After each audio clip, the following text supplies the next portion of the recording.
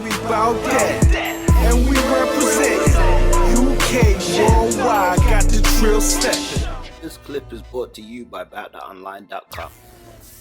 Peace, family. So some of you guys will be familiar with EASTWOOD from his stint with No Limit Forever, Money Mafia, and all that good stuff.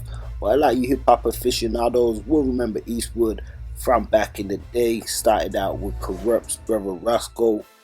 You know, they was like YA Young Assassins, and then EASTWOOD went on to be involved with the role, and then also Black Wall Street. So he did an interview recently. Let's check out some of the clips where he speaks on some of his time at Death Row, what it was like, and also working with the late great Lisa Left Eye Lopes. Let's check it out. I was staying with Corrupt, and we had a group, me and Roscoe, called YA Young Assassins. Yeah. And and Corrupt was like our that's big bro. He was a mentor. Corrupt and Daz and Snoop, they was big bros.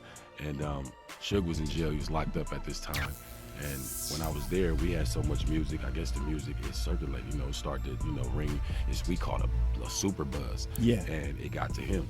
And when SUGE heard it and he got out of jail for the whole Pac and Biggie shit, he made it a point to contact Corrupt and, got in contact with me. He asked, who is EASTWOOD? Who is that? You know what I'm saying? And like, that's my little bro. And he do his thing. And we met. He sent the limousine to come pick me up from Corrupt House. And yeah. We had that meeting. In that first meeting, I played more music and it was over. And I ain't looked back since. I've been eating it ever since. Shout out to SUGE, man. Free SUGE. Death Row too, and I was a big fan. Come on, who wasn't a fan of Death Row back then? You know what I mean? It was like, fuck. And Pac, I was already a outlaw before Pac passed away. Shout out to the Outlaws, Noble, Moo, Edie.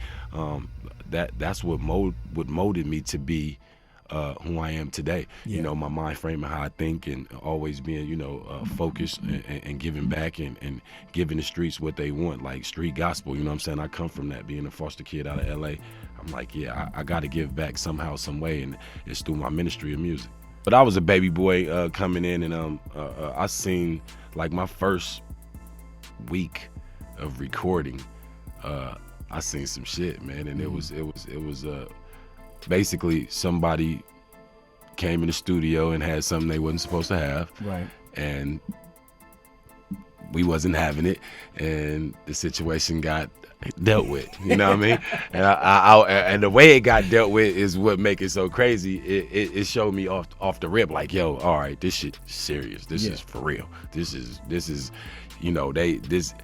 they just, they kept it street all the way out, but at the end of the day, I get it though, because it's about respect. Mm-hmm. But yeah, that was pretty crazy, and dude didn't think that it would go that far, but yeah, it went that far, and I gotta leave it at that. But yeah, it was crazy, bro. That shit was crazy as hell. So definitely shouts out to EASTWOOD. You hear him talking about his influence from Pac, relationship with the Outlaws, amongst other things, some of the stuff that he experienced or witnessed while he was with the Row. Definitely shouts out to Suge Knight. At this portion of the clip, EASTWOOD speaks on the late great Lisa Left Eye Lopes, also known as Nina, and writing for her at Death Row. I was so like excited about that, because I just wasn't expecting it. Left Eye, even though she got love from Death Row, and her and Pac, they had an undeniable love for each other. It was more so just, I was shocked, you know what I mean? Because, she doing her thing with TLC, and for her to come and actually plant her feet with the label, it was like, damn, this is big, because this is Death Row and this is Left Eye, and she's the sis is the GOAT, you know what I'm saying?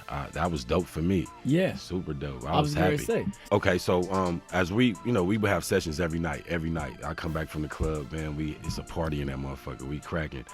When she signed, the party kind of died down because she was in the lab, so we would just keep it, strictly business on the music. Mm-hmm. And she just was in tune with the music that I was creating at the time, and probably by the second session, she was like, I want you to write for me. And I'm like, me? Like, you want me to write for you? Yeah. I'm a baby boy, so I'm like, what? Wow. Let's go. Yeah, absolutely. Anytime, sis, let's go. And I did a couple records, and that couple records turned into 5, and that 5 records turned into 7.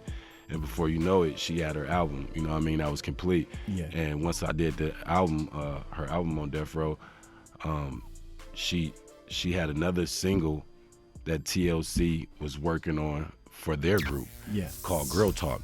And I remember just getting woke up at like 3 in the morning. It was her and SUGE, and it was at the studio, and you can hear the music playing in the background. They like, man, we got a hit for you. Like left eye need this verse for this TLC joint. She wants you to do it.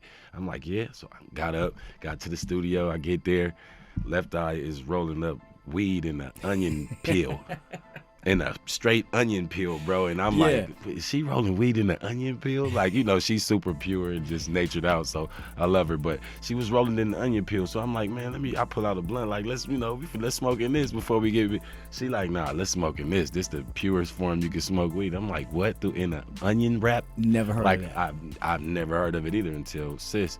She showed me that. I hit it like 2-3 times, and it actually worked. It hit. I was right. I wrote that record, bro, and I think she had 2 other people. The label had 2 other people write a verse for her too that they submitted to her. And when I completed it and it got back the next day, I got the call back like 8 in the morning. Saying that they chose my verse for the single, and she recorded it and they did it, and that was her last single before she passed away. So shout out Big Sis. But that's history for me. That's iconic. That'll never go nowhere. Come on. I mean, like, I'm so blessed that God chose me to do that for Sis, because, you know, I always looked up to her, and, you know, the whole TLC, you know, I just love the fact that, you know, I was able, you know what I mean, and she chose me, and that she respected my craft enough to put that faith in me to do that. So super excited, bro. That was a game changer too. So there we have it, guys. You know, let me know your thoughts in the comments. Did you hear any of those n.i.n.a, aka Lisa Left Eye Lopes songs while she was down with the row? If so, what did you think of it?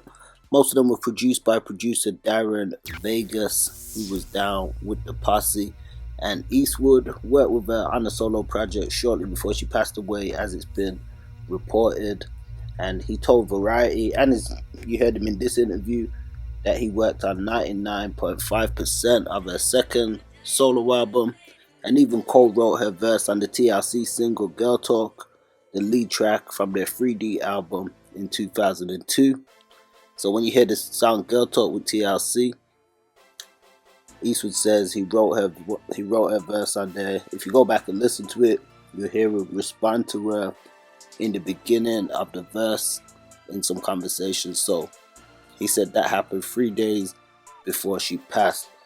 So, you know, I remember that millennium period, the row, EASTWOOD, Crooked Eye, Corrupt, n.i.n.a. There was like Spider Loke, a whole bunch of others. I think this was past the era when like the Realists and those kind of guys that sort of start pushing it. They were pushing like a new wave of artists. So definitely salute to EASTWOOD. I'm gonna try and get him on here soon to talk a bit more about his tenure with No Limit also. And we representing UK worldwide, got the trill stepping, cause we bout that. And we representing UK worldwide, got the trill stepping. We be representing about that online. That's the hottest spot, the real ones. You